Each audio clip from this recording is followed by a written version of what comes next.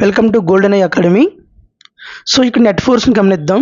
ఇక్కడ వ్యక్తి ఒక టేబుల్ని ఒకవైపు నుంచే బలాన్ని ప్రయోగిస్తున్నాడు. అప్పుడు అది బల ప్రయోగ దిశలోనే వస్తువు కదులుతుంది. సో రెండు వైపులు లేదు కాబట్టి నెట్ ఫోర్స్ 2n. ఇద్దరు వ్యక్తులు ఒకే దిశలో బలాన్ని ప్రయోగిస్తే నెట్ ఫోర్స్ ఫలిత బలం 4n అవుతుంది.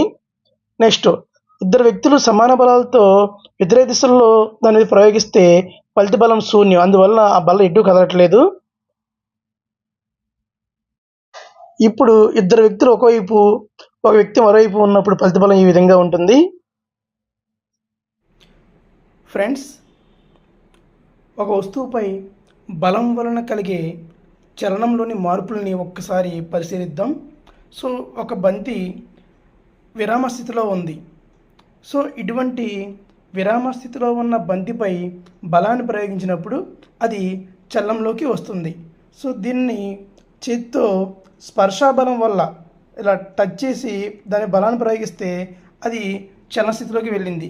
సో ఈ విధంగా ఒక వస్తువుపై బలాన్ని ప్రయోగించినప్పుడు విరామ స్థితిలో ఉన్న వస్తువు చలనంలోకి వస్తుంది. అలాగే ఒక వస్తువు చలనంలో ఉన్నప్పుడు దాన్ని మనం బలాన్ని ప్రయోగిస్తే వ్యతిరేక దిశలో అది విరామ స్థితిలోకి వస్తుంది. ఒక్కసారి చూడండి, అది చలనంలో వస్తువులకి మనం చేయబెడితే కనుక సో అది మనకి విరామ స్థితిలోకి వస్తుందన్నమాట. అలాగే ఫ్రెండ్స్, సో ఒక వస్తువుపై బలాన్ని ప్రయోగించినప్పుడు అది చలనంలో ఉన్నప్పుడు దాని దిశలో మార్పు వస్తుంది. ఒకసారి చూద్దాం. ఆ విధంగా దిశ మార్చుకుంటుంది.